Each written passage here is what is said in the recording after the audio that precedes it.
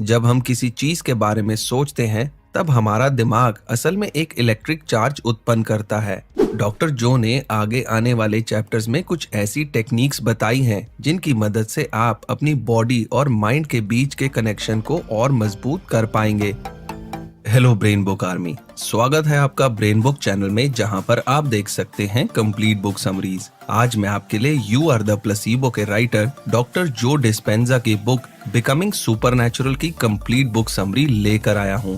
Becoming supernatural book में scientific information के साथ साथ प्राचीन ज्ञान को भी शामिल किया गया है ताकि हम और आप एक मिस्टिकल यानी रहस्यमय जीवन को एक्सपीरियंस कर सकें। अगर आप इस बुक में बताई गई नॉलेज और इंस्ट्रक्शंस को प्रॉपर तरीके से फॉलो करेंगे तो आप भी अपने अंदर छुपी सुपरनैचुरल पावर को पहचान पाएंगे, जो आपको एक हेल्दी बॉडी, अनलिमिटेड माइंड और ग्रेट सक्सेस पाने में आपकी मदद करेगी। इसलिए इस वीडियो को एंड तक जरूर देखिएगा ताकि आप ये जान सकें कि किस तरह आप अपने हर दिन की प्रॉब्लम से छुटकारा पाकर सुपरनैचुरल बन सकते हैं। दोस्तों, इससे पहले कि आप इस वीडियो में बताई जा रही अनमोल जानकारी में खो जाएं, मैं आपको बताना चाहूंगा कि आपके अपने चैनल ब्रेन बुक पर मैं आपके लिए लाइफ चेंजिंग और इंस्पायरिंग बुक्स की कंप्लीट बुक समरीज लेकर आता हूं। तो अगर आपने अभी तक ब्रेन बुक को सब्सक्राइब नहीं किया है तो अभी सब्सक्राइब करें और बेल बटन भी दबा दें ताकि आप देख सकें इन वीडियोस को सबसे पहले। तो चलिए शुरुआत करते हैं पहले चैप्टर से।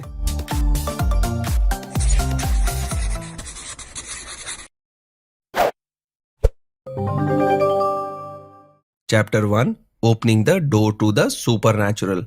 डॉक्टर जो डिस्पेंजा कहते हैं कि हमारे इमोशंस और कुछ नहीं बल्कि हमारे पास्ट के अनुभवों का बस एक केमिकल रिएक्शन है। इन केमिकल्स के कारण ही हमारे दिमाग में मेमोरीज यानी यादें बनती हैं। जब ये यादें हमारे दिमाग में अपना घर बना लेती हैं तो ये हमारी लाइफ का एक हिस्सा बन जाती हैं। हम इंसानों के लिए अपने पास्ट एक्सपीरियंसेस या अपनी यादों से पीछा छुड़ाना बहुत ही मुश्किल होता है। यहाँ तक कि डॉक्टर जो डिस्पेंजा कहते हैं कि एक तरह से हमारी यादें हमारे लिए एक एडिक्शन बन जाती हैं। हमारे शरीर को हमारे पास्ट एक्सपीरियंसेस की बदौलत एड्रेनलिन की आदत पड़ जाती है, जिसकी वजह से हमारा दिमाग अपने पास्ट एक्सपीरियंसेस को नहीं भूलना चाहता। पुरानी यादों को भूलने के लिए जरूरी है कि आप खुशी और प्यार के इमोशंस के बारे में सोचें और अपना पूरा ध्यान प्रेजेंट मोमेंट पर लगाएं। डॉक्टर जो ने आगे आने वाले चैप्टर्स में कुछ ऐसी टेक्निक्स बताई हैं जिनकी मदद से आप अपनी बॉडी और माइंड के बीच के कनेक्शन को और मजबूत कर पाएंगे और ये भी जान पाएंगे कि अपने हर मोमेंट में अवेयर यानी जागरूक कैसे रहा जाए और साथ ही अपने पास्ट के बुरे एक्सपीरियंसेस से कैसे छुटकारा पाया जाए। Chapter 2, the present moment. Writer कहते हैं कि अगर आपको सुपरनैचुरल बनना है तो सबसे पहले आपको ये सीखना होगा कि प्रेजेंट मोमेंट को कैसे पहचाने और प्रेजेंट मोमेंट में कैसे रहें। साथ ही साथ आपको ये भी सीखना होगा कि कैसे आप इस फिजिकल दुनिया और टाइम से परे चीजों को देख सकें। आपको ब्रह्मांड की हर संभावना के प्रति अपने विचारों को खुला रखना होगा। आमतौर पर हम सोचते हैं कि हमारा बस एक ही मन है, लेकिन दरअसल हमारे कई मन होते हैं। हर काम के लिए अलग अलग मन, जैसे कि cooking mind, driving mind, working mind etcetera. क्योंकि हम इन कामों को सालों से करते आ रहे हैं, इसलिए हमारा दिमाग इन कामों को सही तरीके से करने के लिए प्रोग्राम्ड हो जाता है। जैसे कि हम पहले भी जान चुके हैं कि हमारी यादें हमारे पास्ट एक्सपीरियंसेस का बस एक केमिकल रिएक्शन है। अगर यादों को एक केमिकल पदार्थ के रूप में देखा जाए तो साइंस के मुताबिक हम इन्हें बदल भी सकते हैं। हमारे हर दिन की रूटीन ही हमारे हैबिट्स बन जाती हैं, जो बार बार एक ही काम को रिपीट करने से बनती हैं। जब हम एक ही रूटीन के तहत अपनी लाइफ बिताते रहेंगे तब तक हम अपनी लाइफ में कोई बड़ा बदलाव नहीं ला सकते। जब हम किसी चीज के बारे में सोचते हैं तब हमारा दिमाग असल में एक इलेक्ट्रिक चार्ज उत्पन्न करता है। इसके बाद जब हमारी सोच एक केमिकल रिएक्शन करती है तब हमारे अंदर फीलिंग्स और इमोशंस जन्म लेते हैं और इन इमोशंस की बदौलत हमारे चारों तरफ एक मैग्नेटिक फील्ड बन जाती है। तब हम सचमुच में एनर्जी क्रिएट करते हैं और अपने चारों तरफ एक एनर्जी रेडिएट करते हैं। हम इंसानों के लिए किसी को देखकर ये पता लगाना मुश्किल नहीं है कि वो इंसान अभी खुश है, दुखी है, नाराज है या डिप्रेस्ड है।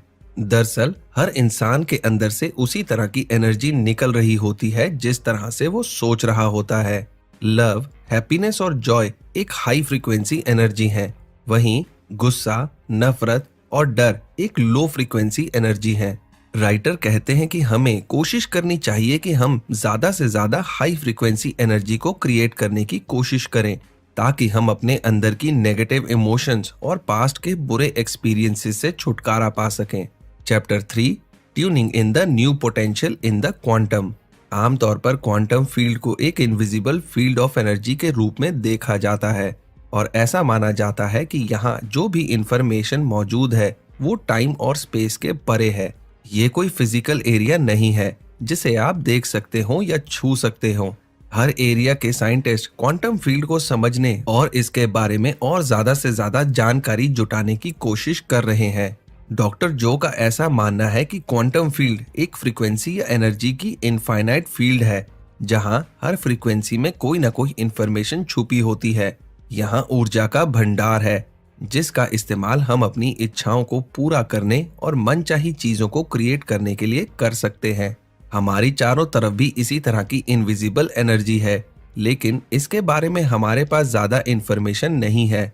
याद रखें कि रेडियो फ्रीक्वेंसीज और माइक्रोवेव्स भी इनविजिबल या अदृश्य होती हैं, लेकिन फिर भी हम अपनी जरूरत के हिसाब से इनका इस्तेमाल करते हैं।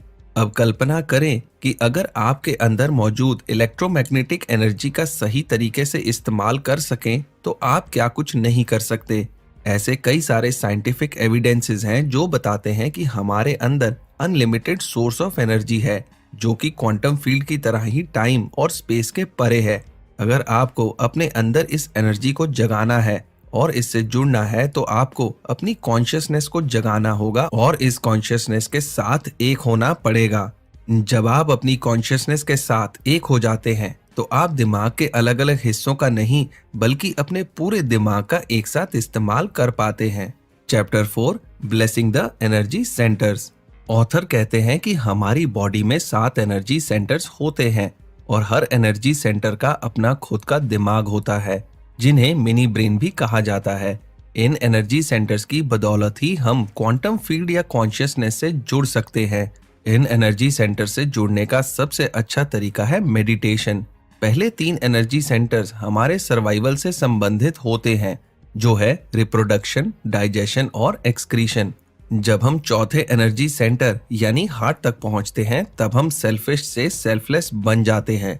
ये चौथा एनर्जी सेंटर ही हमारे ब्रेन और बॉडी को एक दूसरे से जोड़ता है। 5वां, छठा और 7वां energy centre thyroid gland, pineal gland और पिट्यूटरी ग्लैंड है, जिसे मास्टर ग्लैंड भी कहा जाता है।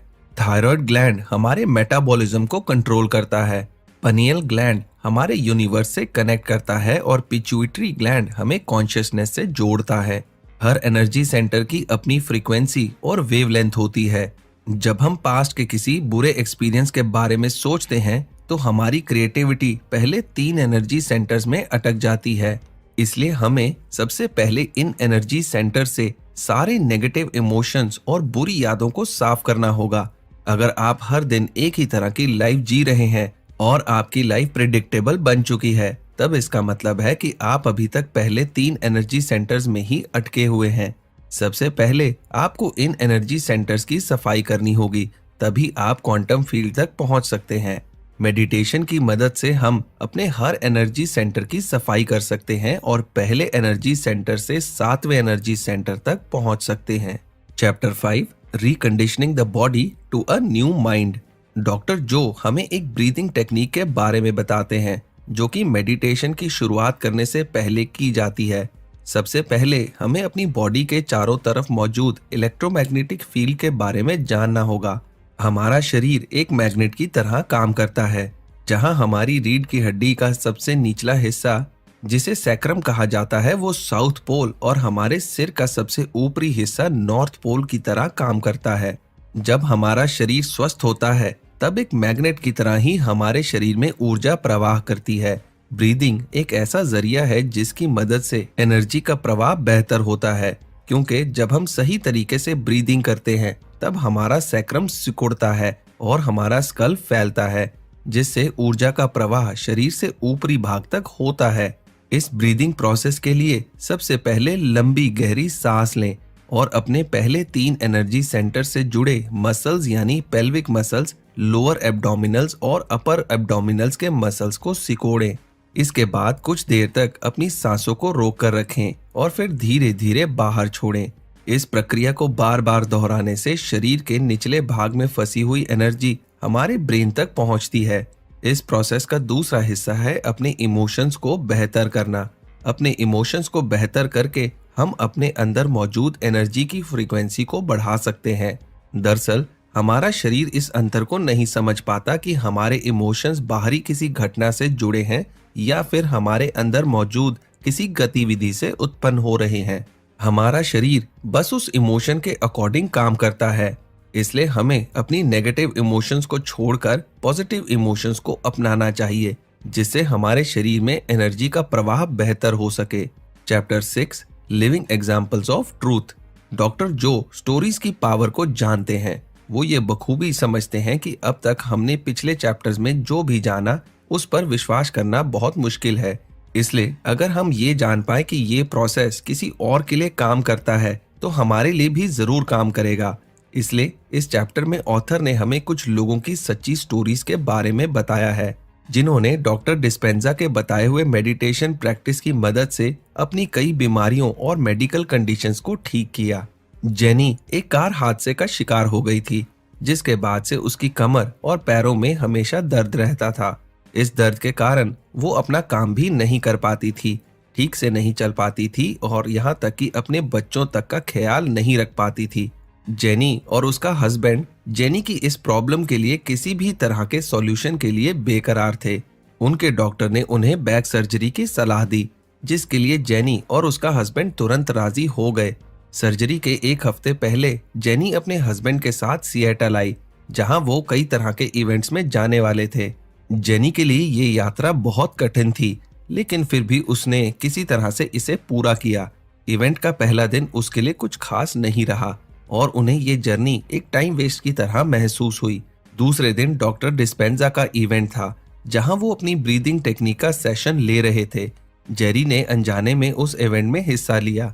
इस सेशन की शुरुआत में ही जेनी को अपने अंदर कुछ अलग महसूस हुआ और उसने अपना पूरा ध्यान उस एनर्जी को बाहर निकालने में लगाया जो उसके दर्द से जुड़ा हुआ था। उसने महसूस किया कि उसके दर्द से जुड़े इमोशंस की एनर्जी बाहर निकल रही है और धीरे धीरे उसका दर्द कम हो रहा है। इस सेशन के अंत तक जेनी अपने दर्द से पूरी तरह से आजाद हो चुकी थी। डैनियल एक हार्ड वर्किंग बिजनेसमैन था। एक दिन अचानक उसके सर में जोर का दर्द उठा और वो बेहोश होकर जमीन पर गिर पड़ा। इसके बाद से उसके सर में लगातार दर्द रहने लगा। उसका दर्द इतना ज्यादा था कि वो ठीक से अपना काम भी नहीं कर पा रहा था, जिसकी वजह से उसे अपना काम बंद करना पड़ा। डॉक्टर्स के डायग्नोसिस करने पर पता चला कि उसे इलेक्ट्रोमैग्नेटिक हाइपर सेंसिटिविटी है, यानी कि किसी भी इलेक्ट्रॉनिक गैजेट जैसे कि मोबाइल, रेडियो या टीवी के आसपास होने पर उसका दर्द बहुत बढ़ जाता था। ये बीमारी दुनिया में बस कुछ चंद लोगों को ही होती है, जिसका अभी तक मेडिकल साइंस में कोई पक्का इलाज नहीं है। डैनियल को अपना इलाज ढूंढते ढूंढते डॉक्टर डिस्पेंजा और उनके काम के बारे में पता चला।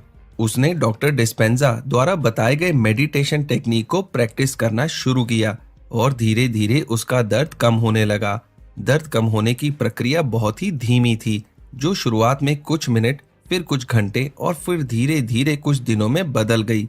आज डैनियल पूरी तरह से स्वस्थ है और अपने दर्द से छुटकारा पा चुका है। चैप्टर 7 डॉक्टर डिस्पेंजा कहते हैं कि हमारे सारे इमोशंस हार्ट से ही उत्पन्न होते हैं। हार्ट ही हमें फिजिकली, इमोशनली और स्पिरिचुअली कंट्रोल करता है। प्राचीन सभ्यताओं में इसी को सच माना जाता था, लेकिन 17वीं शताब्दी के बाद साइंटिफिक रेवोल्यूशन के कारण हार्ट को बस एक ऑर्गन या अंग के रूप में देखा जाने लगा और दिल से जुड़ी सारी बातों को ब्रेन से रिलेट कर दिया गया। हार्ट हमारे शरीर का चौथा और प्रमुख एनर्जी सेंटर है। हार्ट निचले 3 एनर्जी सेंटर्स और ऊपरी 3 एनर्जी सेंटर्स को जोड़ने का काम करता है।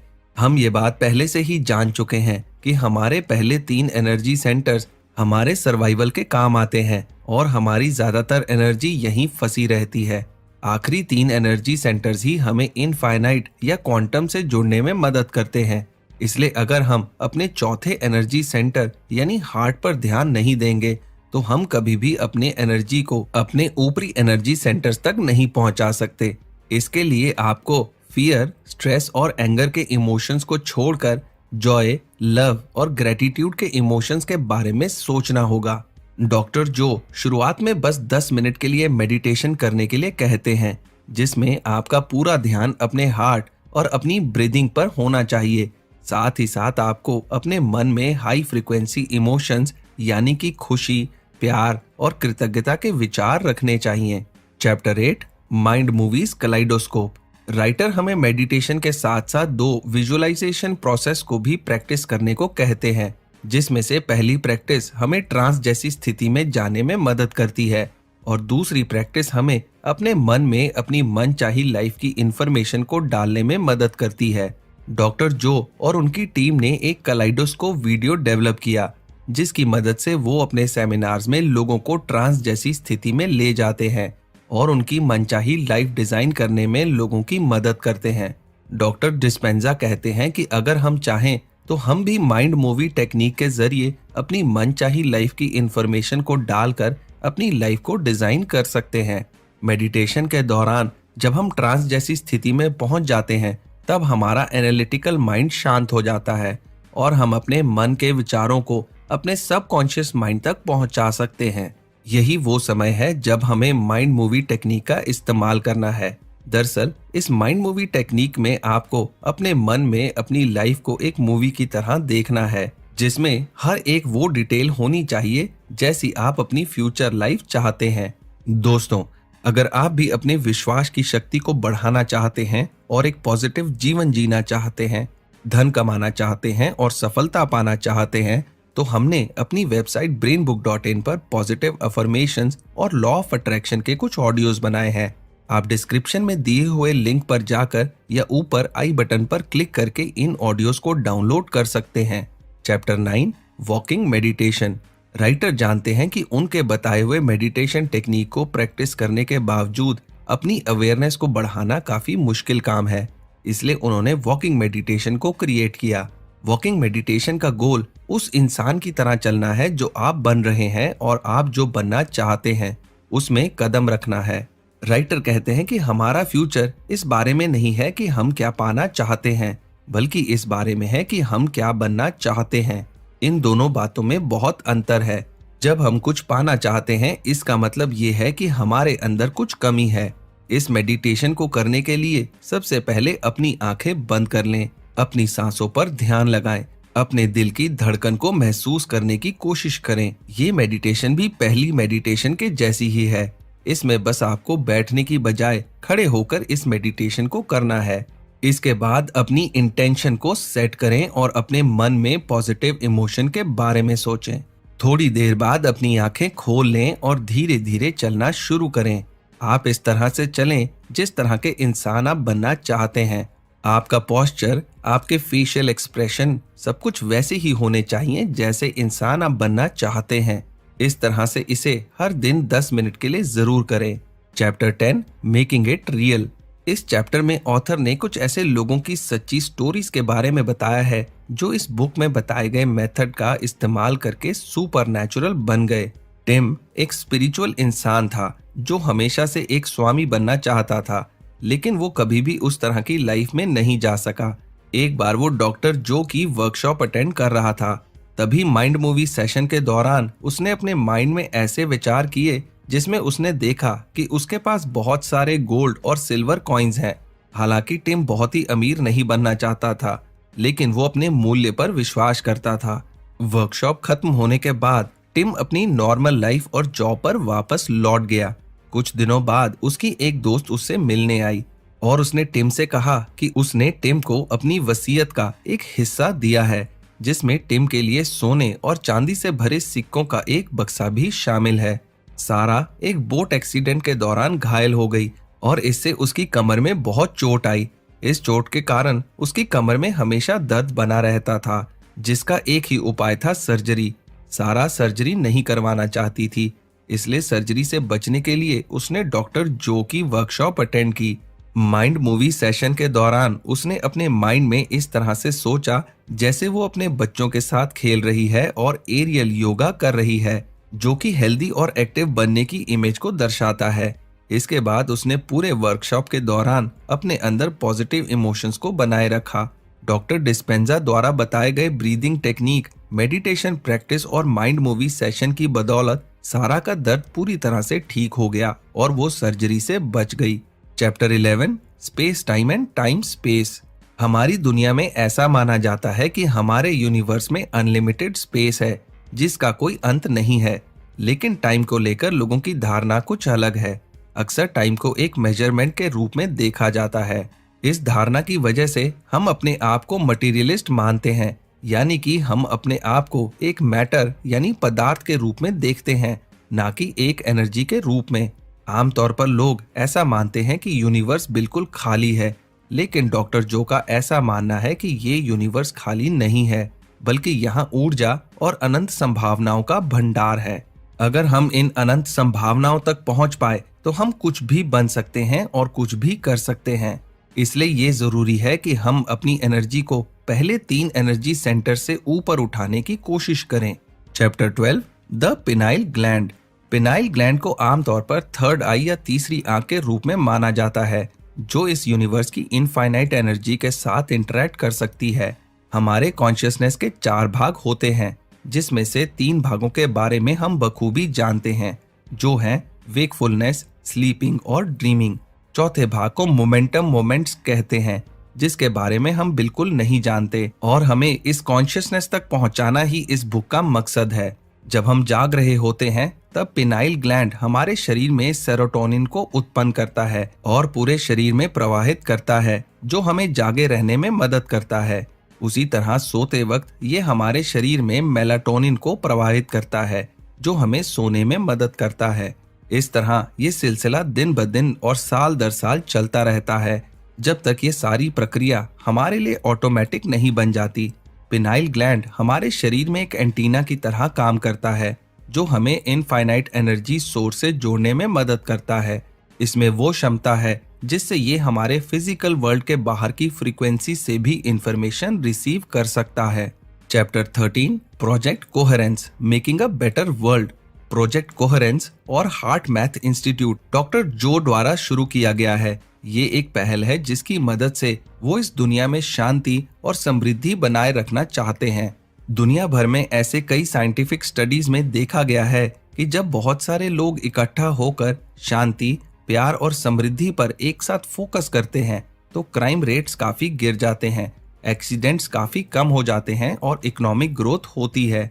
प्रोजेक्ट कोहेरेंस इन्हीं स्टडीज पर आधारित है, जहां हजारों लोग एक साथ जुड़कर मेडिटेशन करते हैं और सभी की कॉन्शियसनेस एक साथ मिलकर दुनिया में शांति और प्रेम को बनाए रखने के ऊपर फोकस करती है। Chapter 14, it could happen to you.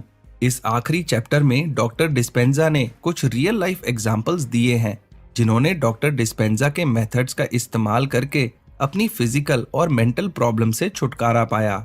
Stacy एक हेल्दी इंसान थी जिसने सालों तक हेल्थ केयर फील्ड में काम किया था, लेकिन एक दिन अचानक से उसके सर में दर्द उठा और इसके बाद ये दर्द लगातार बढ़ता ही गया। जैसे जैसे दिन बीतते गए उसकी सुनने की शक्ति चली गई और आंखों की रोशनी भी कम होने लगी। जांच करने पर पता चला कि उसकी स्पाइन में नर्व टिश्यू के आसपास एक ट्यूमर है। स्टेसी ने अपने किसी दोस्त की सलाह पर डॉक्टर जो का वर्कशॉप अटेंड किया, जहां एनर्जी सेंटर्स को साफ करने की प्रक्रिया के दौरान स्टेसी का दर्द जैसे गायब हो गया। उसके बाद जब उसने पिनाइल ग्लैंड मेडिटेशन में हिस्सा लिया, तब स्टेसी ने एक्सपीरियंस किया कि उसके सुनने की शक्ति वापस आ रही है। मेडिटेशन के खत्म होने पर स्टेसी के सुनने की शक्ति और आंखों की रोशनी लगभग नॉर्मल हो चुकी थी। जेरी के पैंक्रियाज में एक ब्लॉकेज था, जिसकी वजह से वो मौत की कगार पर पहुंच चुका था। उसे इलाज के लिए हॉस्पिटल ले जाया गया, जहां उसे कई दिनों तक आईसीयू में रखा गया। अपने इलाज के दौरान ही जेरी ने डॉक्टर जो की book you are the placebo को पढ़ना शुरू किया। दोस्तों, क्या आप मानते हैं कि कोई बीमारी बिना किसी दवाई या सर्जरी के ठीक हो सकती है? लेकिन ये सच है और ऐसा अक्सर होता है। डॉक्टर जो डिस्पेंजा ने अपनी book you are the placebo में ऐसी ही कई सच्ची घटनाओं के बारे में बताया है, जिसमें लोगों ने अपने थॉट्स की मदद से कैंसर, हार्ट डिजीज, पार्किंसंस और ऐसी ही ढेर सारी बीमारियों को ठीक किया है। हमने ऑलरेडी जो डिस्पेंजा की book you are the placebo पर वीडियो बनाया है। अगर आपने ये वीडियो अभी तक नहीं देखा तो आप डिस्क्रिप्शन में दिए हुए लिंक पर जाकर या ऊपर आई बटन पर क्लिक करके इस वीडियो को देख सकते हैं। मुझे पूरी उम्मीद है कि आपको you are the placebo book पर बना ये वीडियो बहुत पसंद आएगा। जेरी ने बुक में बताई गई मेंटल टेक्निक्स को आजमाना शुरू किया।